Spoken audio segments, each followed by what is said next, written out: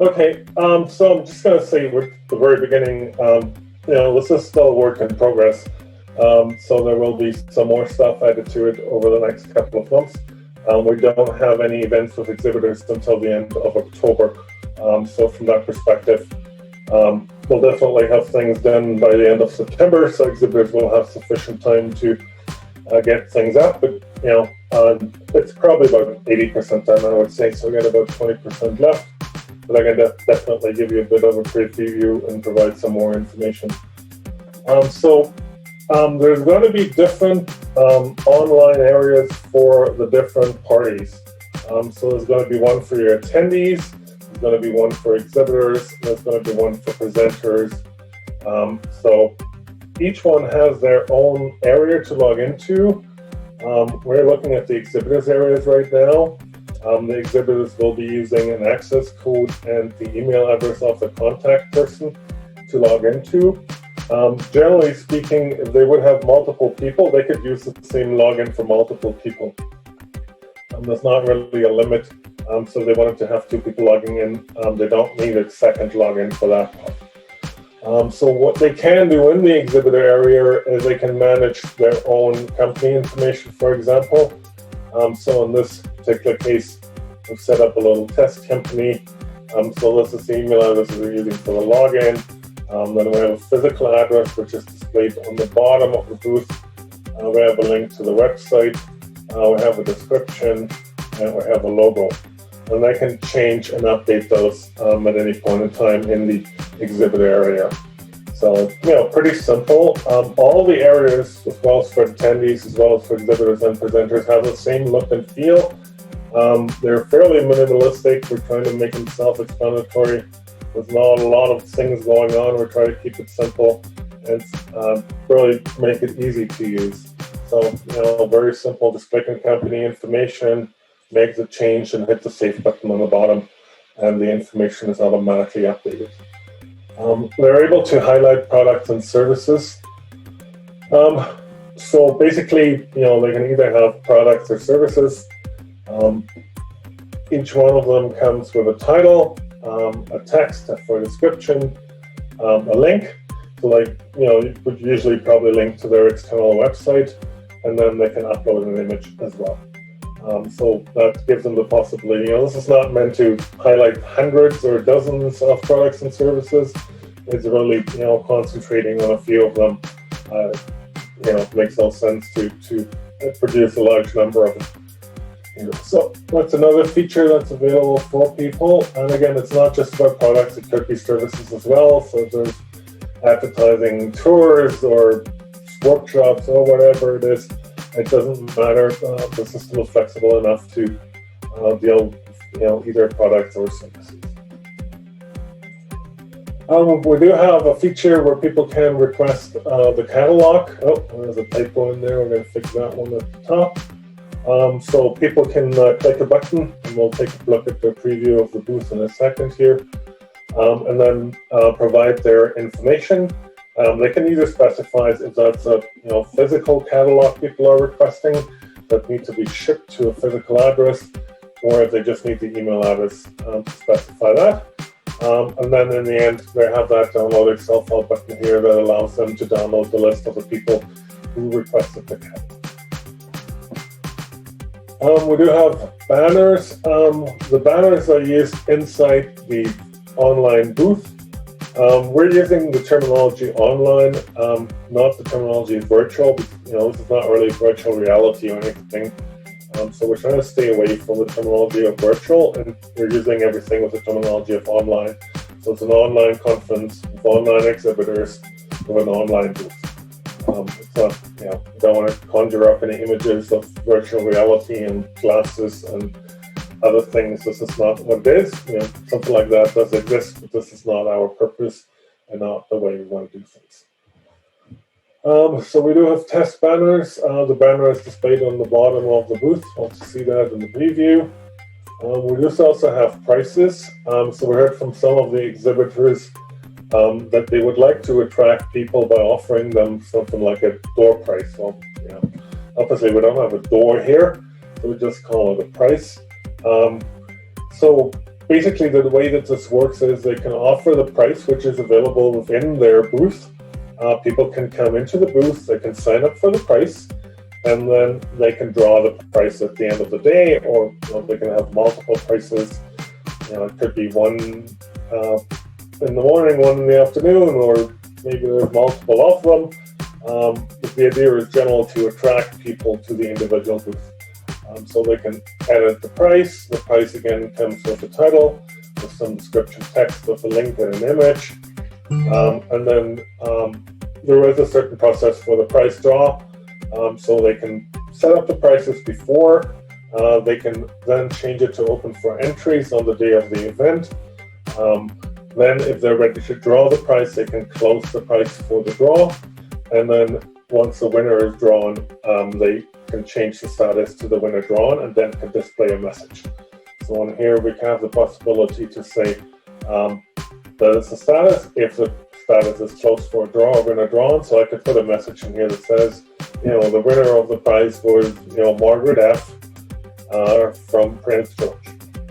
And that would indicate to people that, fortunately it wasn't them that didn't get the prize, but they will get them as well. So this is the price. There is a possibility to have multiple of them. So again, they could do it by hour, they could do it by time of the day, they could do it by whatever, but it is possible to have multiple. And then we have announcements. Announcements are displayed at the top of the booth. And we'll go over and move over to the other part and see the preview, and we'll see it all come together. So, I'm just going to put in a sample announcement. This is a sample announcement we've shown at the top of the exhibitor booth. You can either make it an information kind of type of announcement, which has a blue box with a blue border. You can make it more of a warning, which has a yellow box with a yellow border. Or it's more of a notice, which has a gray box with a gray border. So you can see the blue things up there. I'm just going to go for warning for now, and hit the save. So you can see that. I can then, there's only ever going to be one announcement, so I can either edit that announcement or I can completely delete it and take it out. So I'm going to hit the preview booth button. You can see this is what the booth looks like. And again, we're not quite perfect at this point in time. So you have the logo displayed, you have the name of the company displayed. There is multiple buttons up here. One of them will direct you to the Exhibitor website. There will be a chat functionality. If they're offering things like demos and stuff, there will be links to those. We have the price draws here. So at that point in time, I can enter a price draw. I can see the information that I'm submitting for that price draw, so I can see here this is pre-populated with my first name, my last name, and my email address. So I'm giving them explicit permission at this point in time to get that information. I can hit the enter button. You'll get a message that you've been entered into the price draw, and you can see here that you're not able to enter again. So it does limit it to one entry per price draw. And then we have the highlights of the products and services here. So you can see there's an image, there's a title, there's a text, and then the link. And as I said, this is meant to highlight a small number of them. It's not meant to highlight everything on the planet. You don't want to link the whole shop. Okay, now we have something that's a work in progress still. We do have a way to attract people to the exhibitor area. We're offering an online word hunt. So the way that this works is you pick a word, and that word could have 8 letters, 10 letters, 12 letters, depending on how many you would like. You chunk up the word into each of the individual characters in the word, and then you distribute those characters among the different exhibitors. Each exhibitor will have a scratch area on the bottom of the booth, so I can then go ahead and scratch this open with my mouse, and it will either reveal a letter, like in this case the letter A, or it won't have a letter, right? Because your word is not going to cover every single exhibitor. If you had 25 of them, it wouldn't necessarily have a 25-letter word. So people would have to, physically physically might not be the right word, but have to come into every booth, scratch open the ticket. That way, they are being exposed to the different items, to the news items, to the items, to the highlights, to the exhibitors. And then they would use that letter and the different letters that they collected from the different exhibitors to form a word. And then they can submit that word, and then they can be entered to win more prizes as well. So if you're collecting, some prizes yourself, or you get your exhibitors to provide some of them, we do suggest that you use, items that don't require physical shipping. Things like gift codes. Maybe there's, discount codes people can use for, the exhibitor's online store. Otherwise, if you do have exhibitors that are donating, physical things, boxes, books, whatever, then we do suggest that you maybe, agree with the exhibitor that they take over the shipping of that item. Because I think most people don't want to be in the business of sending out boxes after the event. So, I think there's a lot of things you could do. You could give out ebooks, you could give out, other lesson plans or things that are digital, PDF format, MP3 format, MP4 format. So there's lots of different options for digital things. You can have a digital Starbucks card, you can have a digital gift card for a different store. So there's a lot of different options. Whoever submits, the right word in the end will then be entered into the prize draw. And then people will be notified and they will receive those prizes. So this is our way to, make people attract to the exhibitor areas. So you do have the option to kind of encourage people to go into the exhibitor areas. I would suggest to advertise those kind of things, during your opening, at the end of the time, or maybe you have a slideshow that is running while people are coming in for the keynote speaker in the morning, or you advertise those at the end or at the beginning of the individual workshop sessions and say, hey, did you know we're doing an online word hunt? Go to the exhibitor areas. People will find the instructions on how to do everything in their own area. They would then go into the exhibitor area, into the individual exhibitors, and look for the scratch card. And it's going to look different than that one there. And then scratch it open. And that can be either done with your finger if they're on a tablet or on an iPhone or a phone, or with their mouse if they're on a regular desktop or laptop computer. Then there is, help for exhibitors. So, it's still a work in progress here. So don't look at the questions. So don't apply to that. There are examples. So there will be help for the exhibitors in there. There will also be a chat functionality where exhibitors can communicate and ask for support as well. So again, some of those things are still a work in progress, but they will be all done by the end of September and ready to go. Hey, that was my lengthy demo here, so I can open up the floor for questions and comments and things you like or don't like. So we built the exhibitor area based on the feedback we got from the exhibitor town hall, right? We did the town hall a couple of months back. The exhibitor told us what they would be interested in. Those were the things that we built first.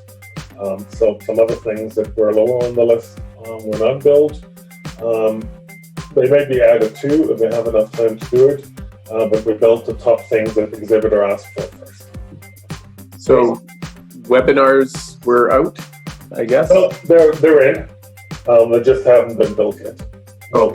They're definitely in, so if people want to do product demos or webinars or those kind of things, they're definitely in, yeah. They're just not in the preview at this point. Okay. I may as well go ahead with another question. You said don't include, every product and service, but do you have a limit, like for prizes as well, a limit to the number of products and services or the number of prizes? So right now we don't have a limit. There's no technical limit implemented. Generally speaking, I know I've been to talk to some of the, closer relationship to some of the larger publishers, talk to them about it. I know some of them are talking about maybe having a special landing page on their website that they want to direct people to, which, mostly, large companies with thousands of products will usually focus on a certain group or a certain product anyway to attract people, because they're not, physically able to advertise everything. At this point in time, I'm not really implementing. I think, if people look at it, they will see that, it doesn't make sense. Maybe we'll have a maximum of maybe 10 products and services, but at the current time, there is no limit. But, and prices again, I'm sure no one's going to put up, 20 different